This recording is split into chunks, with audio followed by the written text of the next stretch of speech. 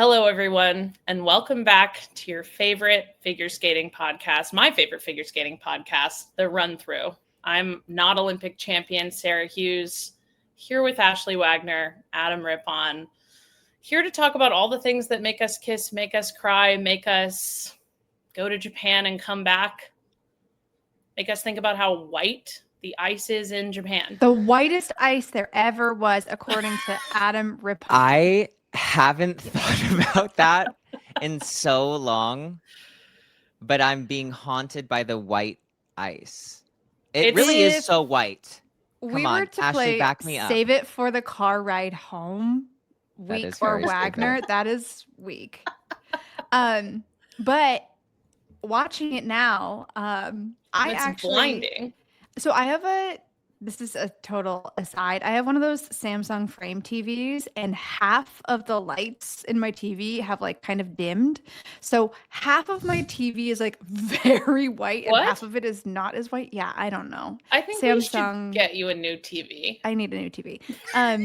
That being said, I was shocked by how brightly white half of my TV is. So yeah, I really agree with you now, Adam. Thank you. Yes. Yeah. Finally. It's so funny, like the Grand Prix from country to country, you could remove everything from the boards, remove the audience, remove whatever they have painted on the ice, and just show me a program, and I would know by the coloring and the camera work which Grand Prix. Yes. At least no matter what, I could identify NHK. It's so distinctive. Immediately. I mean, NHK, Cup of China, France, like all of these are such distinctive styles of producing and directing skating. And it's just so funny. Like you start watching and you're like, oh, I know where I am now. Yeah. I get it. Yes. And I did watch a few more jumps than I would have liked from like a weird upper angle this week. And that's because they have the diving boards. Yeah. They have the cameras on the diving boards right. in Japan. That was one thing that I was watching a little bit with JP, and he was like, they can swim in there because you can see the diving boards. And a lot of times in Japan, you're in like an aquatic hall that they just, These rinks are muggy. Or and you walk in and you smell chlorine. You're like, I'm in a swimming pool. I'm in a clean area. Yeah. I'm in a pharmaceutical dome, is I think what it was actually called. The name of this arena is like Tawa Pharmaceutical. So, and you know what? Still a better name than Crypto.com Arena. Oh, well, and I'm never saying I'm never going to call Arena. it that. That's the Staples Absolutely Center. not. It's the Staples Center. Yeah. So, well, let's really get into what happened this week. And what happened this week is yet again, when really big things happen in dance, I'm in charge of covering it. I think this is the best system we've ever really devised. Oh, is there some potential drama in dance? Ashley. Let's stick Ashley on it. Oh, Olympic champions are coming back to pairs. Ashley should cover this. Ashley's got it. Why not? She's got it. I think she does got it. I will say you did a good job the last time. Yeah, because I knew I was going to get read for filth because you weren't. No, you're not. No, because I'm so scared of skating fans. So I'm going to at least do my homework. It's a team effort too. It is a team effort. We all watched it. Skating fans are scary, but you guys would never leave me to sink. You will always help me swim. No, we'll let you float. I will swim in this swimming pool of an arena. This week, we saw the return of reigning Olympic bronze medalist, the Shibutanis. Not raining. I'm sorry. It's been 2 Olympic cycles.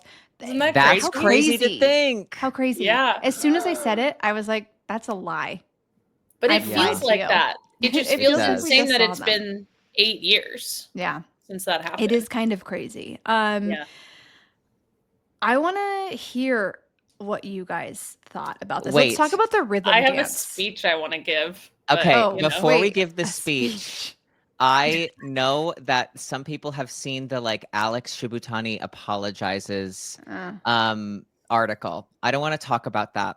I want to talk about how they absolutely yassified his face in the security. Well, they had to footage highlight it screenshot. because it was all like so Was gray, that- and they're like, we can't see him. So someone went in with Facetune and just brightened up the circle of his face. Well, and of course it was like the New York Post, which is not an outlet generally known for its journalistic integrity. So Absolutely not. I mean, No, so Sarah, you as somebody who I know is on Twitter, my yes. friend Michelle Often. Collins once posted a picture of like a woman is in this Delta lounge. She brought her own tube of mayonnaise. I've yassified her for anonymity.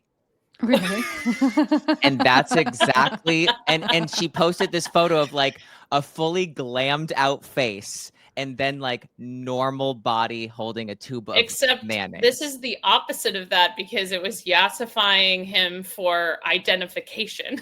Yes. Instead of yassifying anonymity. for to make sure identification. you knew it was Alex Yeah. Shibutani. Yes, with a beat face. Yeah. Right. Yeah, Okay. they gave him like a lash. Yeah, and contour. Now Um, back to Ashley. Now back to the skating. I'm so sorry. Back to me. Okay. So this rhythm dance, here's the thing. I don't have a ton of opinions here. I think what we saw from the Shibutanis was just how far dance has come in the last 2 Olympic cycles, if I'm being quite honest. I'm not a dance expert, but I think what really stood out to me was the speed and complexity of elements and connecting steps, and the programs just looked a bit, I don't know, it just looked like they were not able to really keep up with the field. And that is not to take away from their talent as a team. They looked a little bit slow. It looked like they hadn't been regularly skating for the last 8 years. And it's because they haven't. I think they would have been better served going out and maybe doing an event in the Challenger Series. I think they should have kind of done a test run. I'm really curious what their thought process was waiting until the Grand Prix events. And seeing their Fix You program, which is a staple in their repertoire of programs, I don't necessarily think it translated as well with these new dance rules. I think we all saw there was a video going around kind of comparing the Twizzle sequence of the past Fix You program to the one now. It just didn't really look as dynamic. It looked a bit slower. I just don't necessarily think it really translated as well into the current rules and what they were required to get done. So for me, watching them, it didn't really capture the magic. What I do want to say is watching the two of them, I have my own opinions about after watching everything that went down with Alex. I've got my own opinions. I'm not going to sit here and spew them on this podcast. I feel like my attention was on Maya, especially in this Fix You program. I feel like we were watching her have a moment.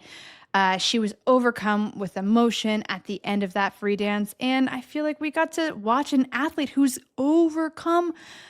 She's pushed through so much over the last couple of years. And that was something really special. And I just want to commend her as a fellow athlete who has come up with her for years. I'm amazed at what she's accomplished. And for them to come back and at least have that moment for her, I'm really proud of her. So that's kind of my piece on them. Mm-hmm. You have a speech, Sarah.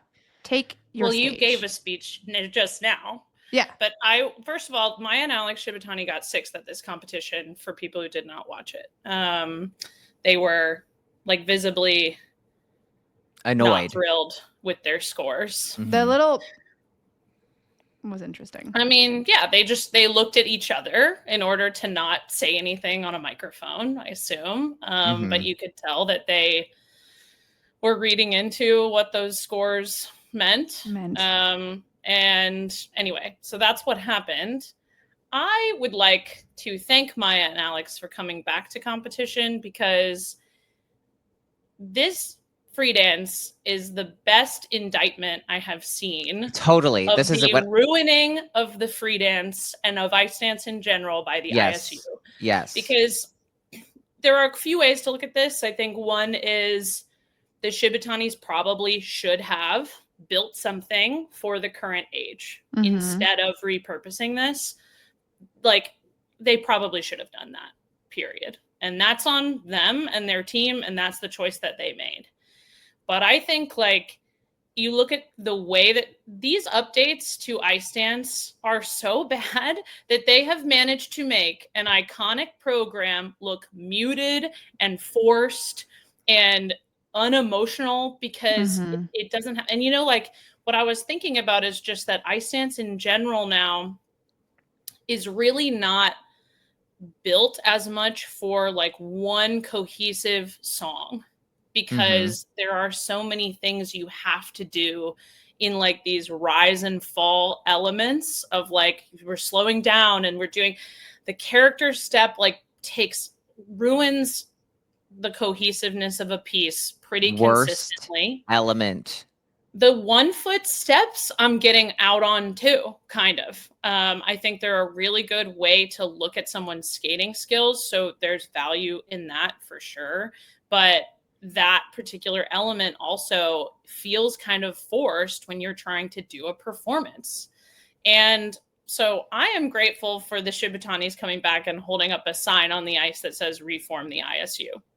Because that is basically what I felt like was happening as I watched it. Was, yes, they could have made a different creative choice, but the fact that they can't use this song that was so perfect for a free dance once upon a time, not that long ago, and that it really doesn't seem like it can be effectively repurposed with the current elements, is a complete indictment of how messed up Ice Dance is generally. And that's not to say that some of the, they do look slow. They look a little slow. Like they look like many of the older teams look like, they look a bit slow.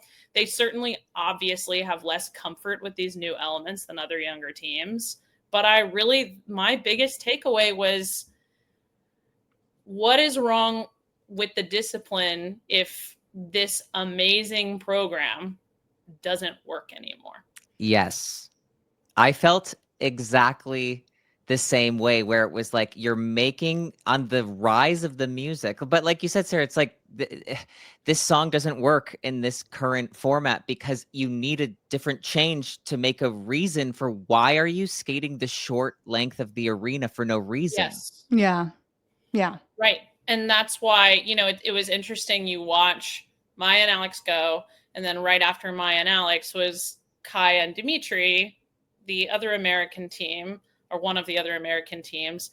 And they did this Kill Bill compilation, which is, 4 cuts of music or whatever it was. I'm making that up, but several different cuts of music in rapid succession where it's just kind of sectioned off.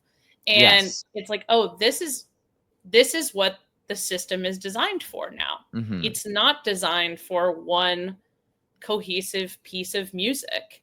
And you can sort of make it feel like it's one cohesive piece of music when you go fully contemporary, where you kind of cut together, like you look at like Laurence and Guillaume, which is sort of one cohesive piece of music, but it's made up. It's not a song from start to finish. It's a composition that is designed to work with the tempo changes and transitions that they need to do to check the boxes of these elements. And a Coldplay song, or any song that is like a normal start to finish song with verses and chorus and bridge, doesn't work anymore. It doesn't work. And that was really kind of fascinating to watch manifest. I have to say, the way that the system does work is when your partner of Japanese nationality spins you, who you are from Finland, the Finnish on your team stomach, and then tumbles on top of you. It's while incredible. Rolling.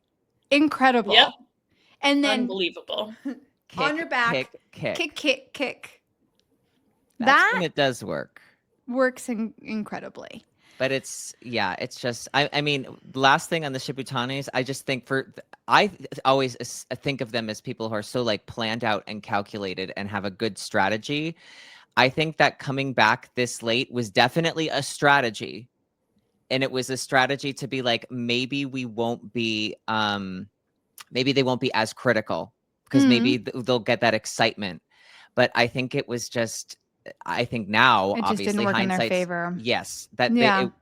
a real comeback of like maybe even a season before or doing multiple senior Bs would have been really beneficial. Well, and I think it's, you know, the one quote unquote one-to-one comparison, even though obviously there's differences in the situation, is Laurence and Guillaume, who are coming back this season. But I think there's a big difference too in the teams. Laurence and Guillaume are in Montreal. So A, they have a ton of politics that apply right now. Right. And B, they have a coaching team that has been coaching every team in the world in this system, whereas Marina Zueva hasn't been doing that. You know, like she hasn't been coaching high level, like lots of high level teams on these elements. No, she's been in a cabana for the past 8 years. That's what I'm saying. And I think that, you know, that makes a difference too. It's not just them. It's not just the program choice. It's like the teams around them too. They're existing in a silo, and that's part of the challenge. Is they're not necessarily they're not feeding off of an environment that has teams that are existing within this system and have been within this system and are familiar with it. It's very much they're independent, and that's going to be the challenge, and has, it seems, been the challenge up to this point. So, I mean, cool to see them back on the scene. I thought that their rhythm dance was really fun. And of course, like the attention to detail with them is always impeccable. Really fun to see. But yeah, obviously not where they wanted to be. That very knowing look from them, I think, if, you know, that 1,000 words were shared right there. I just want to mention in the free dance, Wolf Kostin and Swarovski, they have this split choreo slide where she's like in the full-on splits going on this curve. It's absolutely insane. They're insane. Yeah. Oh my God. I love it. They're doing this Kill Bill program, but again, it's like a wild contrast between the two programs. They skated right after them pretty much. And like, could not be more different in content. And I'm not saying that that program was better by any means. It's just but it's built for this system. Yeah, it's more designed for this scoring system. Yeah. So, and you can tell that Kai and Dimitri have been doing 1-foot turns in their programs for several years. Right. Yeah. I mean, it's the 10,000 hours. Money has never competed a 1-foot step. Right. Yeah. It's 10,000 hours. If you've done it like for 3 hours every day for the past 4 years, it's just fresher and it's going to look easier. Yeah. Okay. Next up, I want to talk about the Tashlers. I spent a lot of time watching the free dances because that is what I had the most time to spend with. So they spent a lot of time working on their Matrix program. I really like it. I think there's some really cool transitions throughout it. It's a great vehicle for them. And I think it's a fun program. Did really well for them. Green and Parsons, my withdrawal team, back on the ice. They made it to their free dance. They're looking great. My withdrawal team. You have a different withdrawal team this year, so we'll get to that. Well, this week. I'll have many withdrawal teams this year, apparently. Right. This was my first time seeing their free dance this season. It's so cool. It's weird. I love how in the best way. I didn't mean it as a negative. I didn't mean it as a negative. So good. Jean-Luc Baker did the choreography, and I'm really impressed. It is so strange, but like every time I think, it's like one of those moments where it's like every time I think it's going to go left, it goes right. And every time it goes right, I thought it was going to go left. Yeah, it was just like very cool. They open with this dance spin that's so cool. Really obsessed with it. So they actually ended up taking home the bronze. Huge moment for them. Amazing, especially having to withdraw from their last event. That was great for them as far as looking at Olympic criteria. So great way for them to kind of wrap up Grand Prix season for them. And then moving on, next up, we're going to have Charlene and Marco, who So the results of this event were what, Ashley? Sorry, we kind of got started with the Shibs and then took it away. So first is going to be Lila and Lewis. Second is going to be Charlene and Marco, the Italian team. And then we have Caroline and Michael, the U.S. team. So Great Britain, Italians, Team USA.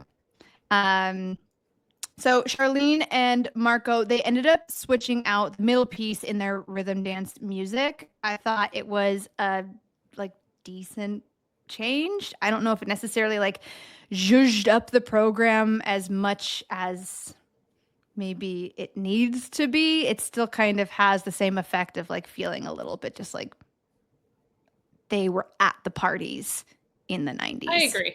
Yeah. I think those changes. The problem is still there. But it's a good fine. It's a change. It works for them. I think that their free dance is great. It just is so fast. I wish they would just breathe and take a pause for a second. But the gap between them and the Brits, I think it's still a 6-point gap, which to me just feels kind of crazy because I wouldn't say I'm looking 7-point gap. I don't see that. I don't feel as far as quality, I mean, they have that very traditional classic dance background with quality. And I don't necessarily understand where they're losing those points. Well, to be fair, watching Fair and Gibson, I understand, here's my point with them. Will she straighten her leg ever? No. But are you going to have a fucking great time watching her out on that ice? Yes. I am ready to paint my face, pour a pint after watching that free dance. I am obsessed with it now. I think it's great.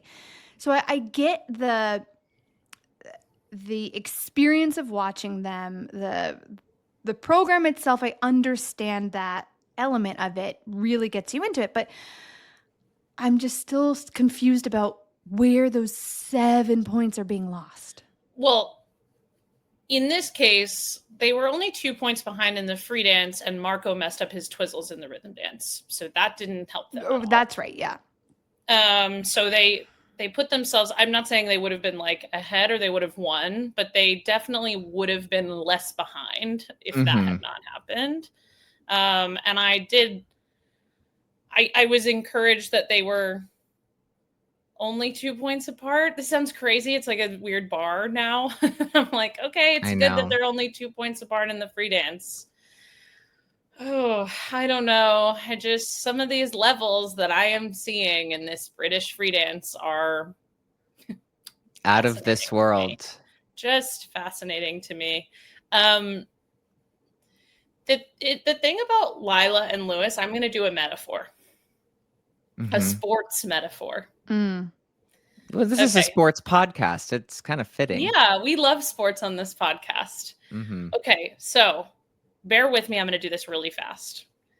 This past weekend, there was a college football team, Indiana, who had to put together this last minute long drive to score a last minute touchdown in order to win. They were down to this bad team, and Indiana's undefeated, so they're much better than this other team.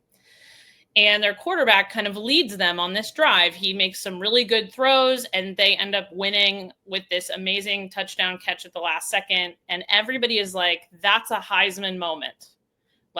He should win the Heisman. And then you kind of look at his stats for the game, and he actually that was his only touchdown pass of the whole game. And this is a bad team they played against, right? So it's wait a minute. Are we voting for him for Heisman, which is supposed to be the award for the best player in college football, because he has some highlight moments that are amazing? Or should we be looking at the game more holistically and looking at how he threw as many interceptions as he threw touchdowns, and his completion percentage wasn't that high? And this is kind of how I think about Lila and Lewis sometimes, is that they create these highlight moments and these great programs that are memorable and fun, and it distracts you, or distracts some people, from looking holistically at the ice dance team. Okay. Mm-hmm. And are they the best ice dance team, or did they just have the best moments here and Got there? it. Yeah. And there are some times that I think that about them. And it just, because there isn't anything in the Italian free dance that stays with me that much. It's beautiful. I think it's really lovely for them. The British free dance I remember more. Mm-hmm. But I know the Italians are better skaters. Yeah. Right. And I think it's hard to like get your brain to try to like to reconcile those two things. Does that make sense? Yeah, I mean, the Brits make it a party. Honestly, that is the thing. You're going to have a good time watching them. And you can't take that away from them. And that's worth something. The experience of watching a program is so important. And I think that is what they have figured out, and that is their strength. And while I did not understand your sports reference at all. I thought I explained that very clearly. I do, but I have to have football knowledge. Okay. Well, hopefully, please But someone send us a Either DM way. if you understood my metaphor, because I need validation that I wasn't being insulted. I I'm understood, like- and like I don't know anything interception. about football either. Okay, great. Thank you. But I think like to your point, like they have these big flashy moments, and when you scale back, you looking at the big picture, the Italians have the big picture, but they kind of make you, they're like, no, don't look at the big picture. Look, remember these flashy moments, the fun stuff. We've got the fun stuff here. Like it's the smoke and mirrors of it all. But you know what? They're doing it and you remember it. So more power to them. I also think that I think that their biggest strength is actually fitness. And I'm not even kidding. What do I you think that mean? they're 100% their biggest strength is that Lila wasn't breathing hard at the end of her free dance. She's never breathing hard. Oh, she's never going into a competition going, let's just see how this program grows. They fertilize this the second that they get the choreography finished. They never show up to a competition not prepared. They never show up to a competition in a state of let's see how this goes. They are showing up in the best shape of my life every single time. I really respect, because they got to know that everybody is kind of on their ass of well, you're not the best skater and whatever. And they shut that out and they say, shut the fuck up. I'm on the treadmill. I will call you later. Because the stamina that they have it's unbelievable. I'm telling you, the way that they are in shape, and everybody else is going to be in that shape, hopefully by the time of the Olympics, and they show up to every competition like that. Yeah. I agree. I saw a lot of athletes finish a program immediately, hands to knees. Oh yeah. Hands to knees bent over. She would never. No, her hands were to her lips as she was blowing a kiss. In her life. She's never bent them either. Well, no. I will say some of the fitness thing too is I think that they know that their weakness will show more if they're slow. Yes. Way more. And so you think about the section of this free dance that's Old Lang Syne, and we've talked about that section before, where they don't slow down during that section. No, they can't. At all. No. They can't. And that's the thing is if it was artistically what it should be, you would go slower with that music and do a little, something a little more sweeping. They don't do that because I think they know they can't really afford to do that and won't do it super well.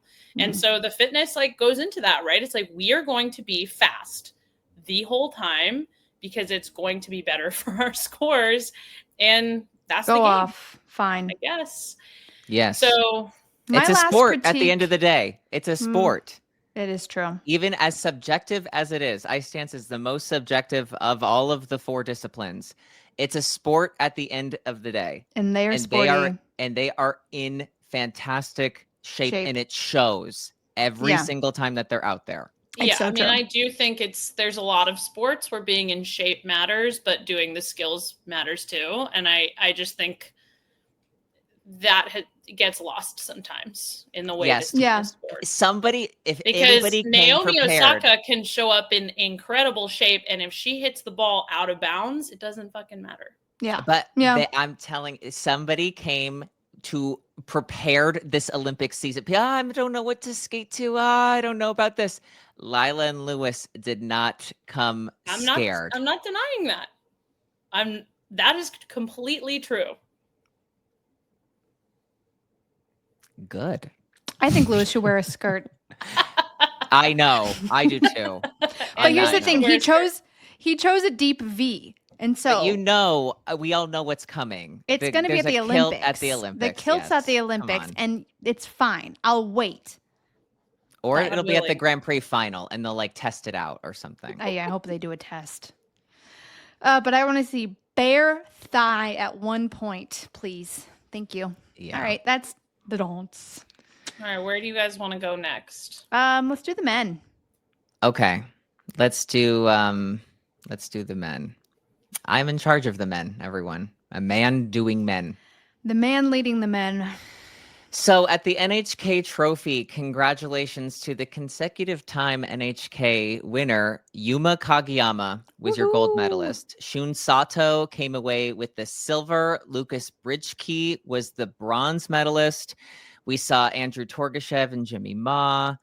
Junhwa Cha was here. He was much better, June. Let's start a little bit with June. Okay. In the short program, June is, listen, I think every skater can really relate to this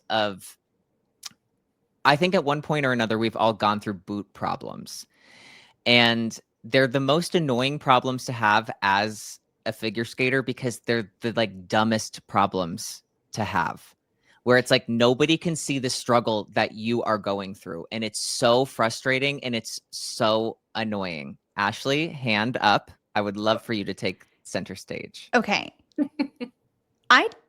Other than like having the 1 year, and you remember this, the 1 year that Graf switched over to Canada and my boots like didn't really break down, right? And so I got blisters, but that was like the only time I ever had boot problems. So part of me, I'm going to be honest, feels like boot problems don't exist. But I now, as I'm working towards being a therapist, really have to work around like being like, no, these problems do exist. So can you explain to me? Believing women and men who have boot problems. It's believing men that she needs. Okay, can you explain to the people like and me?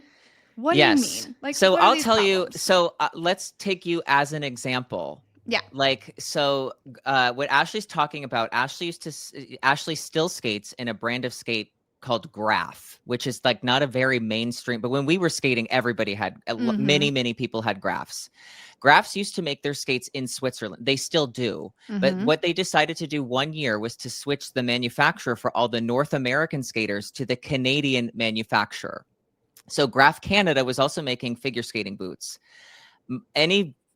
I also used to skate in Graf boots. Anytime I would get boots from Graf Canada, they broke down. They were not made in the same, like at the same quality or at the same standard as the boots in Switzerland were made. So Ashley had an issue with the Canadian manufacturer.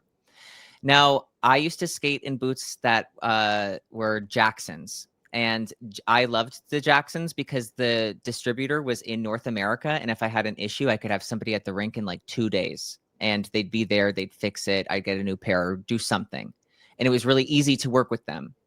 That being said, I always they changed the kind of model that they were using, and they try to change the technology every year. So I would get a different tongue. I'd get a different way that the hooks were on the side of the boot. I'd get a different way that the boot was going to fit my foot every single time. And so when you were skating in your Graf Switzerland boots, you were getting the exact same boot every single time. Yeah.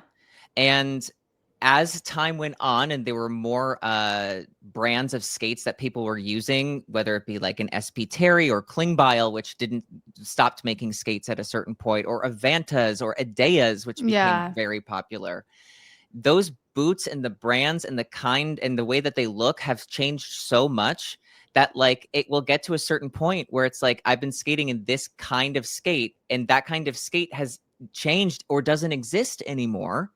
That a skater will get into a situation where it's like, this boot doesn't work for me anymore. And now they're trying to find a different boot that works for them. And so it's the models that aren't staying consistent because these brands are trying to improve their technology when really you have an elite skater who, when you get to a certain level, it's almost less about the like boot technology and more about the like consistency of the product. My boots never changed. That was the thing about Graf that I loved, is they never changed. Right. But to kind of help you realize how people do have these issues, other people's as soon as your boots did change, you had an issue.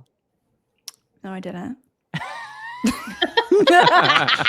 Denial. And that's what I think like these boot problems are. And it's just trying to figure out like blade issues. They're not real. That doesn't really happen. John Wilson has been making the same blades since, you know, no, that's really helpful. Like when athletes are talking about boot problems, that's really helpful for people to understand what's going on. That's what it is. It's like that the models are changing, and it's to improve them. It's to make them stronger and make them lighter. It's the future, but sometimes we need to stay in the past. Well, sometimes when you're such a particular person, an elite athlete who has the Olympics in a week, you're like, this can't feel any different. Why does this feel different? Yeah. And that's annoying, and not even annoying. That's like not right. Doesn't need to happen. It's not right. And so then you're just struggling to like see if they can make an older version, but they don't have that that's what these boot problems are. Got it. Okay, so he's having boot problems. Yes. So we got to see a glimpse of like the June we know and love, and God, June is so fucking good. He was great in the short program and then struggles a lot in this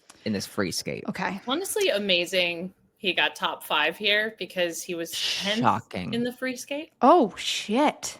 Yeah, I mean this event, but that's messy. Like June. June can be like, you have the June where you're like, oh, June is so good, and then you have June that can just like completely implode. Yeah, I'm just saying it's bad on the rest of the field that he got 10th in the free skate and then still was fifth top 5. Yeah, no, overall. that's saying a lot. Yes. I also want to say in the men's event this year, the spirit of now, if you're a good old skating fan, you know that when we reference Douglas Rosano, the famous Arizona skater, it means that he is going to be doing a triple toe. And the spirit of Douglas Rosano is alive and well in the men's event this year. We saw a triple toe.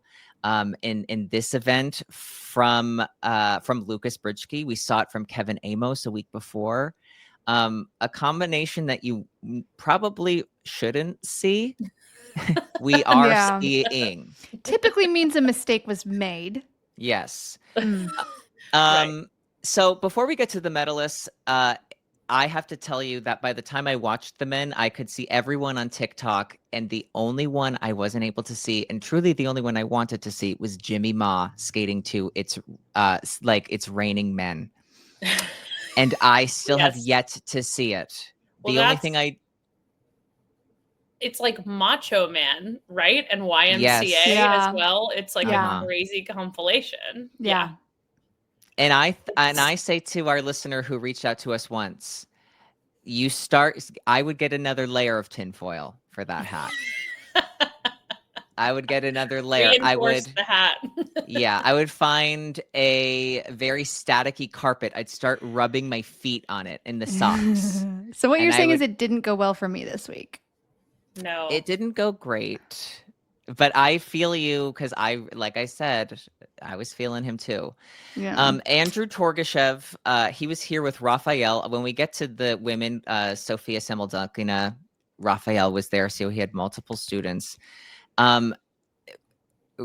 Andrew struggled this week. Didn't have a great short and didn't have a great long.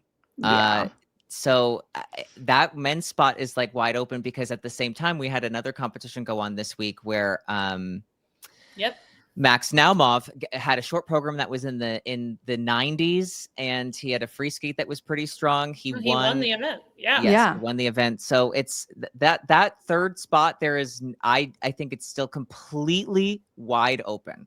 Yeah.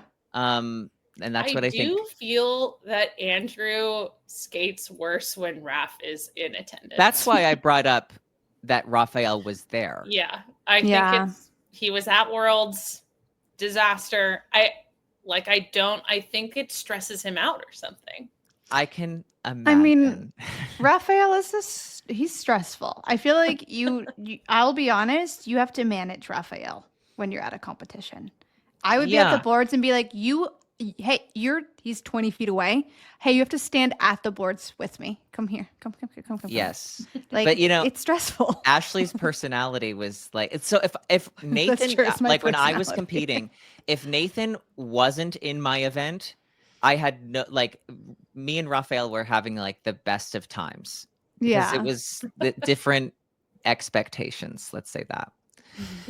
But when Nathan was in the event, there was definitely he would be worried about me, but he'd be really worried about what Nathan was going to do. And so I always made sure, because, I was like an adult, I needed to figure out what was going to work for me. So I would always ask Derek Delmore, who is a really good friend and he's a really good coach, and I'd ask him to come along with us. I brought him to the Olympics. I've brought him to World Championships, but I did that so that I could manage the stress of Raphael being there with another student in the same event.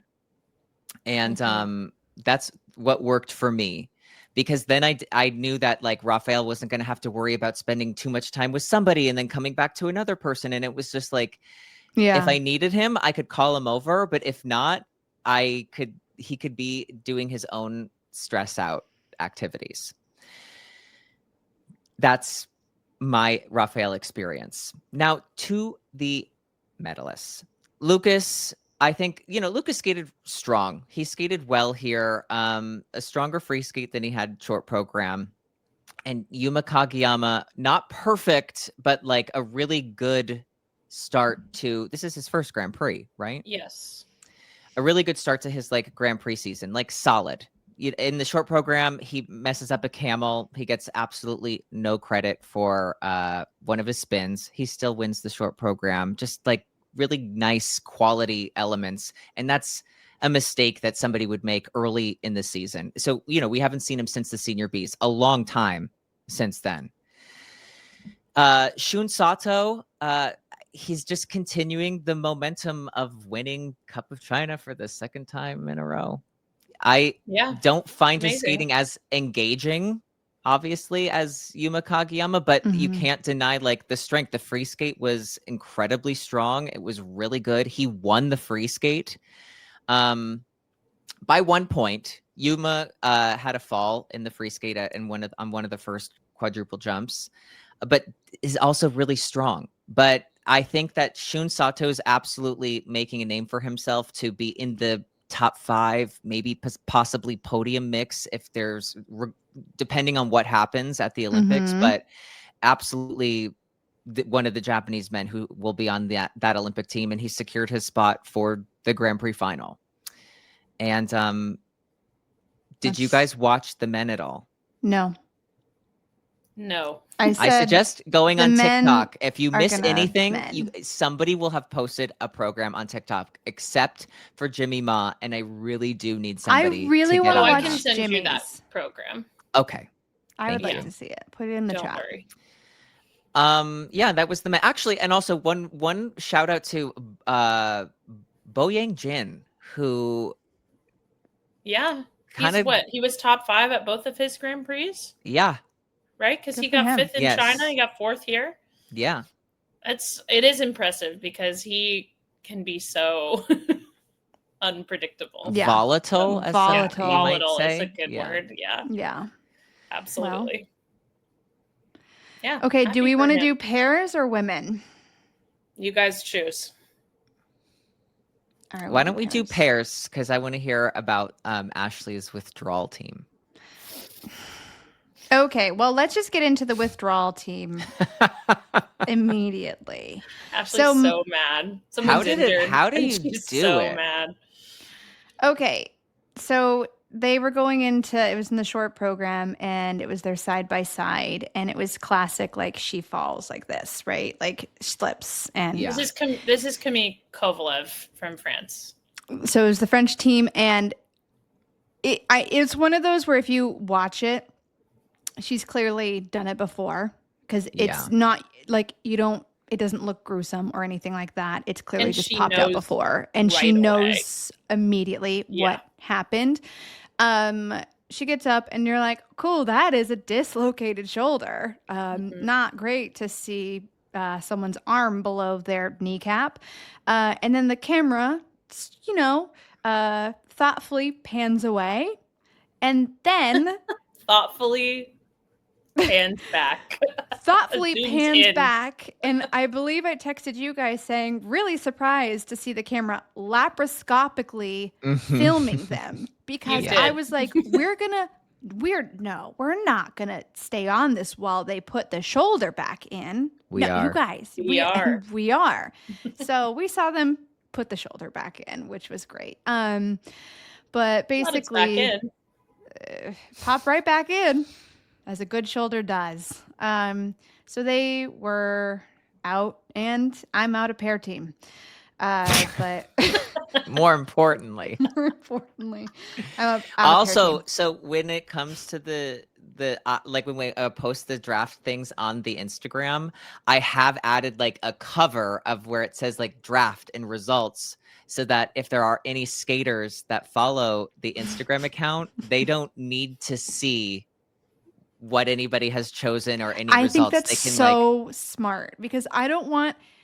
If I was skating, this is becoming a thing. I don't want to know, and I also think now it's becoming a thing that people know that I'm cursing people. Yeah, but sometimes you reverse curse, and somebody has like a lights I reverse out. Curse, but I curse more than I reverse. Yeah, that's probably right. Yeah. So, regardless, let's get into really what happened. So your top three, it's going to be Conti and Machi, the Italian teams, in first place. In second, you're going to have Pavlova and Sviatchenko, the Hungarians. And in third, you're going to have the Chinese team, Sui and Han. So I just want to say, Sui and Han, they were in first after the short program, and they were in fourth, actually, in the free skate. So short program, I mean, both of these programs, you can tell they just went home, had more time to train. Love the short program. Need more time to train, too. Well, okay, the short program, you can tell the training has gone a lot further for them. The short program looked shorter, easier. Yeah. Shorter, easier, right? Like, it just looked more polished. And I was like, okay, really like this, like the direction it's going in. Fabulous. Long program. Oh my God. A couple of those lifts, their last lift almost didn't go up. It was like, it's very, very like dicey. But again, you could tell that there are more run-throughs under their belt. And I think it's going to be interesting as we kind of see this move along, the details that get added into it. And I mean, they're pros, right? It's only up and up and up and up. And there's just so much natural talent there. They've been skating together for, I mean, their entire careers, essentially. So, like, their twists, there's just like the pop there is insane. And the just presence that they both skate with on the ice, there's so much there already to love.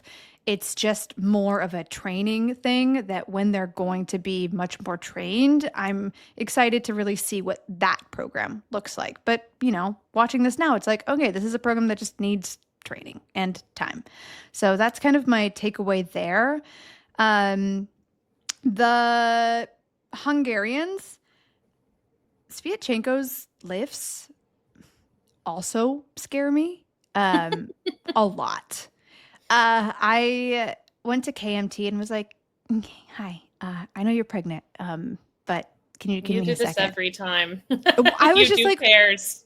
why? You say, I know you're pregnant, but I'm doing pairs again. But I'm doing pairs. Can you tell me, like, why do they scare me? And she was talking about how, like, he's really, like, flared ribs on the way up. So that's why, like, on the press up, it looks really scary. But she said she really trusts his footwork. And now, watching back, I trust his footwork as well. Because KMT told me his feet look safe. I think his feet look safe. But I just think, like, them as a team, they don't necessarily feel as refined to me compared against Kanti and Machi. I mean, like, they're fine. Watching them, they look a little bit sloppy. They aren't really doing all that. I don't have much to say, right? They're fine. I love them. I think they look so much I like the more makeover. polished Yes. than they have in the past. And like, yes, Conti and Machi are still more polished than they are. There's like, I completely agree with you there. But I think Maria and Alexei have like really remade themselves in a way that I find them much easier to watch. And like, I think these programs are good. And I mean, they're kind of dark horses for the podium. If people make mistakes, they're gonna be right there. I mean, what, they got second here by like 1 point, you know, like they're right there. Because Ashley's disgusted by the way. I'm not disgusted. I'm not disgusted. That sounds so harsh. I'm just that is too harsh. I'm not blown away by them, but also I think, to be fair, I think it's very obvious that we haven't done a ton of in-depth pairs focus over the years. So for me to say I've paid attention to them over the last couple of years to notice their growth, I'm not going to act like I've done that. So that's completely fair. Yeah, I think like I don't know their starting went back and watched a program from 2 seasons ago by them and then watched them this year, you'd really see it. You'd see it. And that doesn't mean they are the best team in this field. That's not what I'm saying, but I do think like the growth that they have shown this season is really impressive. I mean, this from Pirates or Sex Bomb. Like, you gotta be kidding me. Like, he went through the car wash and he came out waxed, buffed. Yeah.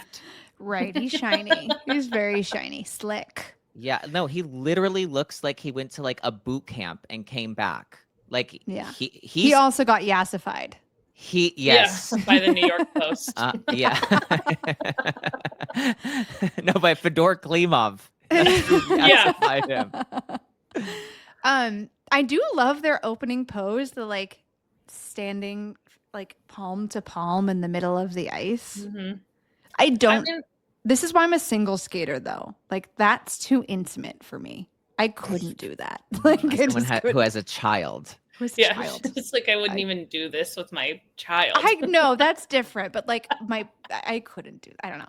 And also just the idea of this is where single skating and pair skating is so different. Like, they stand middle of the ice at the boards and wait to get called out. I'm like, that's wasting so much time. I need to be moving. I need to be like prepping myself. They have to get all the way out there and wait and like time it. Crazy. Yeah. So just thoughts that happened to me while I was watching. And then finishing it off, Kanti and Machi. I'm so happy that they won this event. I don't know. I'm just getting more and more on board with them as I watch them. I really like them as a team. I think that I find her to just be like very fierce. So for me, I love really watching her on the ice. All these teams are fighting for their lives on that 3-jump combo. I'm just going to say that. Except for one. Nagoka and Moriguchi. Oh my God. What was it? Triple loop, double axel. They're the only team, the Brown only team. But then they went that can do headstands. This Japanese team is the only team that should be allowed to do 3-jump combos. Oh my God. Yeah, but then she went and popped her neck side by side. So it's like, get these girls a sports psychologist, all of them. They need to talk to someone because these side by side jumps shouldn't be so scary for them. We can do it. But anyway, Kanti and Machi, like a couple of moments where, it wasn't perfect. There was a fall in the throw triple loop in the free skate, but overall, a Grand Prix win for them, headed straight to the Grand Prix final. Massive. Like, looking at this in an Olympic season, this is exactly where they need to be for that fight for the podium. I think they should be really pleased with how their season is going so far. So I think the pairs was it was a great event. Can we talk about how the busiest woman of NHK is Kathy Reed? Yeah. I feel like every time I looked up from my notes, I saw Kathy Reed in the Kiss and Cry. I was like, oh my gosh, sure it was that way. Yeah. She's always there. Put me front and center in the Kiss and Cry. All right. Well, that was pairs.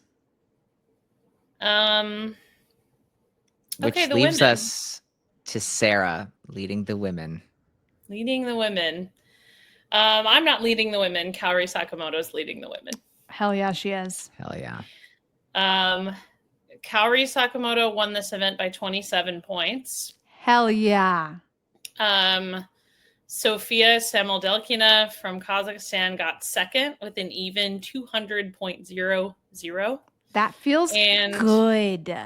Yeah. Oof. Yeah. It's not her first time hitting 200. I checked. But it's pretty close to her personal best. Or just like getting to 200. Okay.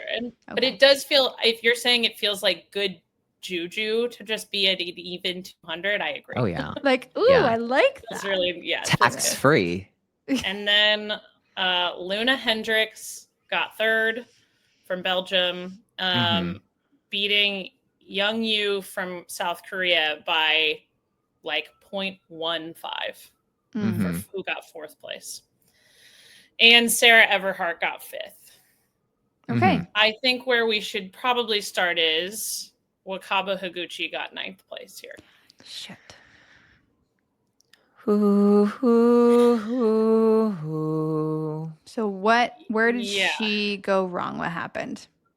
The jumps. I mean, you can just tell this is a person who has been struggling with an injury, who's not ready to be doing her full programs. She's a hurt girl too, yeah? She is a hurt girl. She is a hurt girl. And there's no room for her to you're talking about the Chinese pair team of getting into it and warming up, and they can continually get better. There's no time for this. There's no space for this. There's time, but there's no room for her to be able to do this. Yeah. Yeah, it's very tough. I think,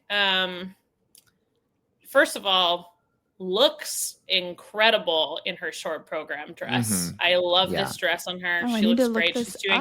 She's doing My Way for her short program, and it felt very like Yuna Aoki of her, where it was really like a lovely, lovely program, and the jump's just not there. And then she comes back in the free skate. She's skating to Wonder Woman. This program definitely feels like it needs more mileage. But at first, in the first half, she's jumping really well and hitting everything. And then you get to the second half and you can tell she's tired already and she just starts to fall, essentially. And so, she was really, really emotional at the end of her free skate. I mean, a little bit hard to watch in the sense that, like Adam said, it just doesn't feel like there is space for this time, whatever you want to call it. Like, it just doesn't feel like there's room for a lot of error or a lot of growth throughout the season for the Japanese women if you're not up there quick. I mean, and also, time, the amount of time there really is left is 6 weeks for them. In reality, sick. Whoa. So it's really not a lot, so she got ninth here. Which I'm feeling sick is a bummer. thinking of that. I know. I think, I just think it feels like a hit to her Olympic chances to watch her skate like that. And it's tough because you look at someone like Luna Hendricks, right, who got third here, and it's just like the gift of timing. Of not a gift, but Luna Hendricks had to miss most of last season injured. but it was last season. And Right. she had all this time to kind of come back. And right now, she's in really good shape right now. Oh, yeah. And Wakaba's injury was not timed in that way. And of course, Luna doesn't have the added challenge of being in a field of 20 million amazing Japanese women fighting for 3 spots. So anyway, that's Wakaba Higuchi. We love you, Wakaba. We really do. Other people I will address quickly. Yuna Aoki got 5th in the free skate here. She jumped better than I've seen her jump most of the season in this La La Land program. That's not to say she jumped well, but she that jumped doesn't matter though. It don't better doesn't. than she has. Like she was staying on her feet. Yes. And like, and that made a big difference just in the cohesiveness of the program. So, and she was great. The crowd loved her. I mean, who doesn't love this program? God, she's great. Yeah, she's just the best. Sarah Everhart got 5th. What'd that protocol look like? It wasn't too bad. The protocol wasn't that bad other than the falling. Oh. She fell on her last jump in the short program, which, made a big difference in her score. Yeah. And in the free skate too. too. And it was a downgrade on that jump. So she really got next to nothing for that triple loop in the short program. And when she finished the short program, she was so frustrated and mad. Like you could see it on her face. She's like cursing at herself on the ice. Yeah. Like just seemed like really defeated by that. She got a few cues / under rotations in the free skate. She made a big mistake on her last jump in the free skate. Like Adam said, she didn't actually fall. But she might as well have. It was like a big disruption. So, yeah, I mean, I think I was a little annoyed because I felt like she skated a lot better in this free skate than she did the free skate last week. I thought this free skate was much better skated. And it still sort of ended up with like these markups. And it was annoying because the feed did not show slow-mos of the jumps that they called. Oh, so that is annoying. You only could watch it in real time, which was a little bit annoying to me because I can't say for sure if I completely agree with the calls. I know that last week when we watched some in slow motion, the calls were there. So, have to think that maybe they were there this week too. But I'm frustrated for her, I think it's just hard to be in your second year senior trying to figure this out and in a field, an American field where the top 3 are so clear and obvious and so far ahead that I think there's probably some feeling of, feeling defeated a little bit right now in this point in the season for her. Yeah. Yeah. Did you guys watch her at all? I didn't get the chance, no. I think it's just like an air of like, it feels a little bit like the air has been a bit released because I think she's feeling that as well. Yes. I think that you come into the season and I think what's really tough is that wasn't it last week that she was just at the competition? So she has no time in between to process what happened. And what I mean is like what happened of just how harsh that specialist was. I mean, that's a strong message too. Not message, but it's like it's a tough pill to swallow. Like fact checking. It's hard. It's hard to take. And also when you're kind of coming into this second year senior, and first year, people are excited about you. You're such a technical athlete. That's like what you're known for. And then all of a sudden it's like, hey, sit down. You have all of these cues, some under rotations. Like, woof. It's disappointing. Yeah. Personally. I think it's just that personal disappointment. And just like you said, like, this is supposed to be my thing. And now I'm getting nailed with it. And it's a really hard thing for a skater when you get like an under rotation when you're like, I guess I didn't really, you can see it on the ice, but maybe you're not feeling it, to not overcompensate. And she had 1 week to figure that out and not like overpower things. I think that she skated like pretty well given the circumstances of Yep. like how Agreed. harshly she was judged the week before. But I can see And in the her back-to-back demeanor. competing, going to Asia, all of that. Yes. Mm-hmm. Yeah, that trip too isn't making it any easier. Right. Totally. Mm-hmm. But yeah, I do think, Adam, to that point, like the cues, I think are really hard for skaters to correct. Like They if are. something's under, you probably feel that more when you land. Like you can tell when you're short. But I think some of these cues, they'll call them so close that that I may don't not know even be something that you can feel. I'm gonna say, I'm gonna say this is that like, if you're a skater and you're doing a jump and you land and it's cue, I think as the skater, you're not feeling that. I think that if somebody were to like, here's the replay, look at it, you can go, I see what you're saying and be objective about it. But Yeah. like your body is registering that you are landing backwards. There's no like turn or torque that you're feeling. Like everything feels good. And it's almost like a aggressive issue. Like, were you aggressive enough? Were you trying to like hold back a little energy? Were you trying to save the jump? Like, Yeah. it's about like conditioning, but also it's not a technique thing. It's really like being in shape in the program. And I'm not saying she's not in shape. I'm just saying that it's like you get it, you only know to address it when it happens to you and you get the cues and you're like, oh, okay.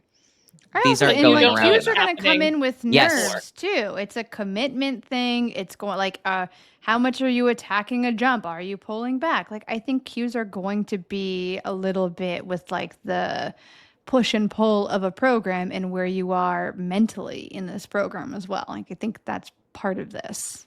I'm you not guys surprised that have- her first program out on a Grand Prix where Olympic spots are at stake, all of a sudden her program's littered with cues. That's not entirely surprising. Do you guys think cues are good to have? I think they're stupid, but I think they're so stupid. I think they're so stupid. I think that I'm just they're making sure we all think that. because I said this when she got called for all those cues. I said it. I think they're so stupid. I think they're stupid.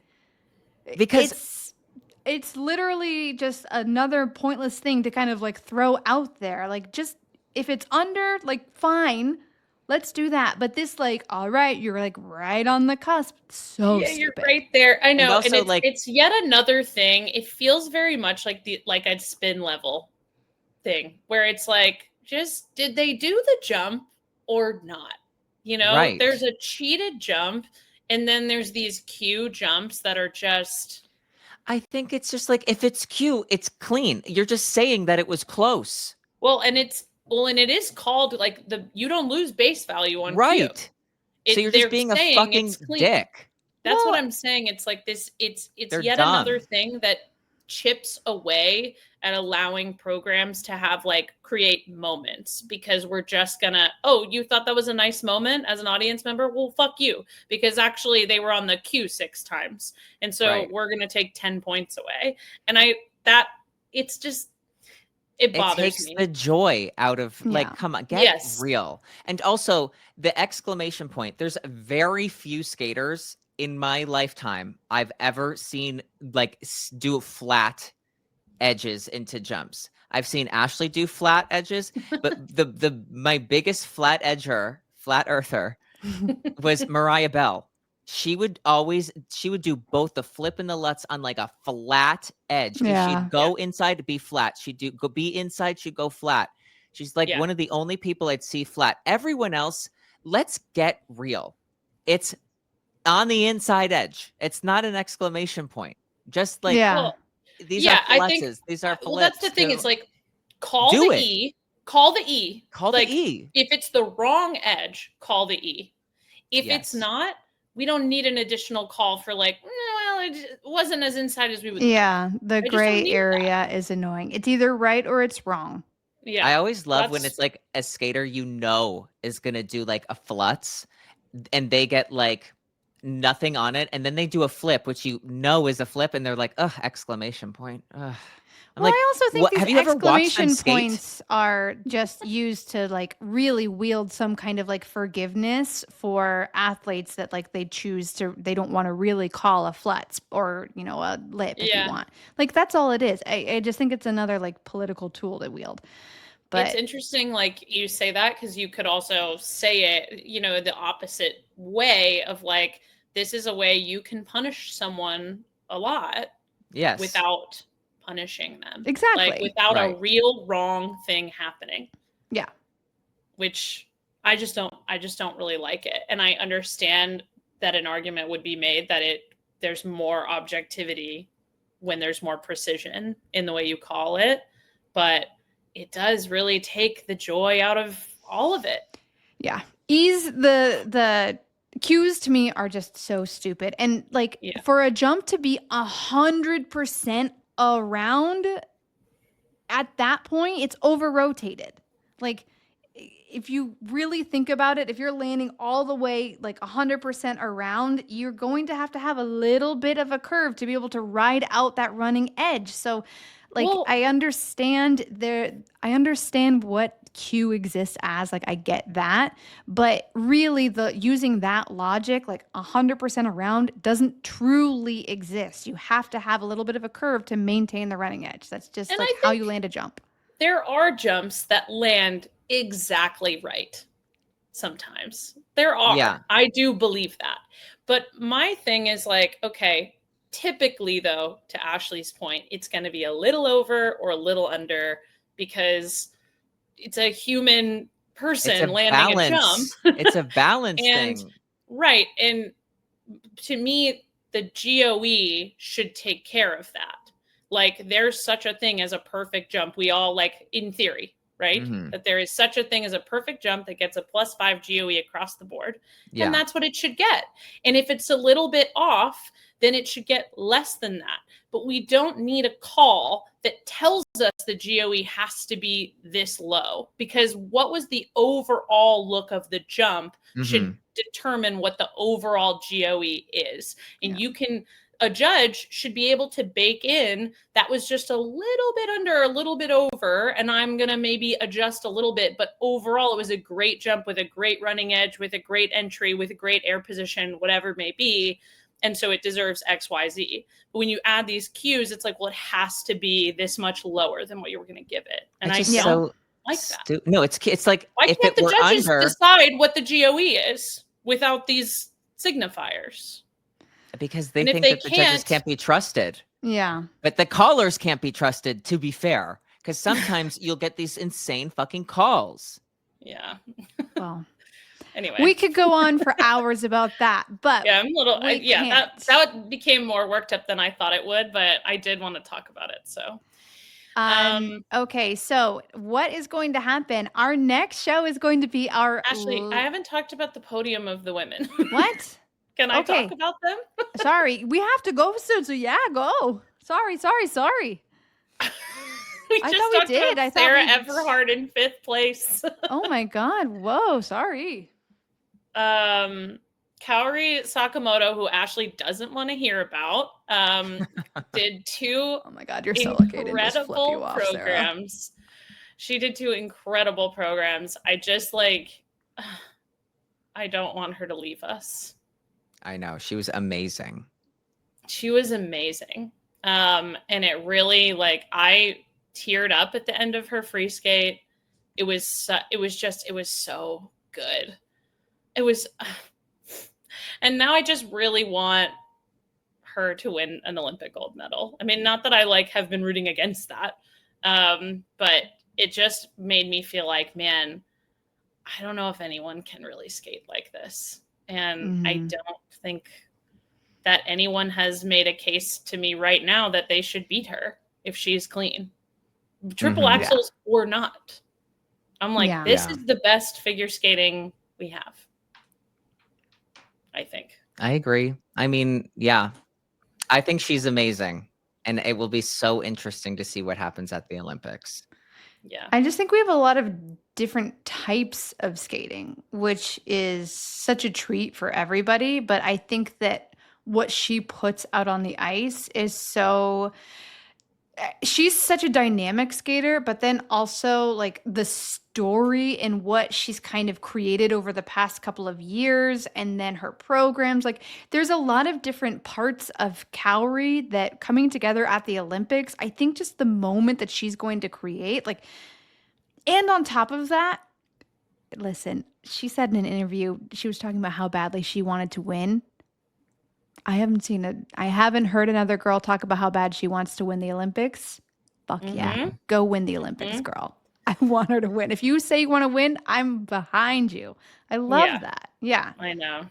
So she now special. has the highest total score of the season so far. It's a fraction of a point above what Ami Nakai got at Grand Prix France. So close. I have to think if you put these two people together, though, on Olympic ice, and they're, you know, the moment decides, and Cowrie gets that, I think. So we'll see. Sofia Samodelkina, great skates from her. You know, this was like a technically pretty flawed event from a lot of these women, and Sofia skated really well. She has a Sunset Boulevard program that I really want to see like grow over the season, because I really like it. And she has some musicality, like when she opens the program and when she does more of her choreo in the program, that she loses in the jump heavy portions of the program, that I look forward to those being more incorporated, because she has the talent and just needs to like blend it all in a little bit more. Yeah. But I was really happy to see her skate well. I was laughing because she went into the lead in the free skate, like went into the lead overall. Yeah. And Mark, who's commentating, is going, yeah, it's really great to see. She's so happy. She's now a silver medalist on the Grand Prix because Cowrie was about to go. And it was just like, yeah. She's not going to win. Yeah. She's not going to win. But that was really funny. Yeah. Funny to watch. And then Luna Hendricks skated really well also. She's in like really, really, talk about people who are in good shape, who like that's part of their brand. Luna Hendricks. That is part of her brand. Totally. She has like two key tenets to her brand. One of them being like nudity. little to no fabric, and the other being in shape. Yeah. She's getting to Celine Dion in the short, which I really like for her. Yeah. It's great. And then in the free, she's doing kind of a... It's horrible. It's it's not good. I'm just gonna say it's horrible. Yeah. How would you describe this music? It's tango-ish music almost. I would say like, it's a Spanish woman. Spanish guitar. Did she switch her short? Was she always doing Celine? Well, now you're making me second guess. I can't maybe she. I don't know. I can't remember either. Now I'm panicking. I thought she was doing something like kind of Spanishy.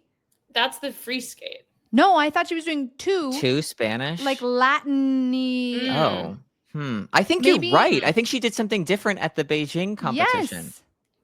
Yes. Interesting. Okay, continue on, and I will figure this I believe you. Every time Ashley does this, and I say, I don't know what you're talking about, we get a DM on Instagram who says, I knew what Ashley was talking about. And I'm like, okay, all right. She was right again.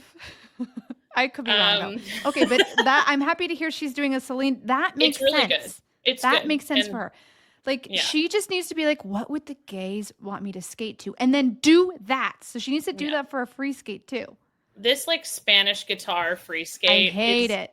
It's not very good. And it's funny because she's like, even when the club music is not playing, she's doing club She's in line. Yeah, she's in line at the club.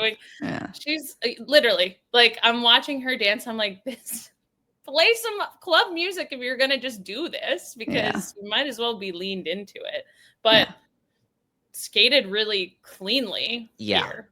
And that's the most important thing. Like, she looks like she's in great shape, ready to go. Amazing. Ready to go, hopefully. With the women, thank you very much. I'm so sorry. I'm like, we clearly went on this tangent because we gave ourselves permission to be here. Yes. I'm so sorry.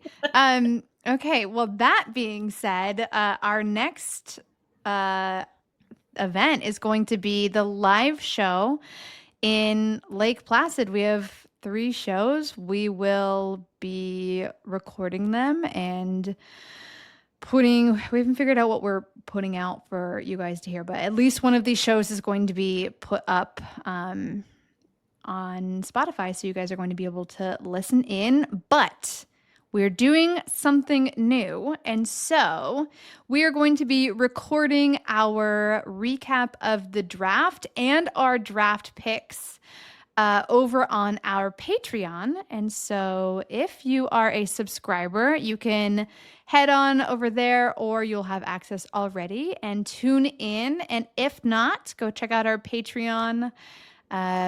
We are at the Run Through podcast on Patreon. Thank you so much, Sarah Hughes, for saving my life. I do want to say one more thing about the live shows this weekend, which is that the location for the live shows is attached to the arena. The arena has like an attachment of like a convention center.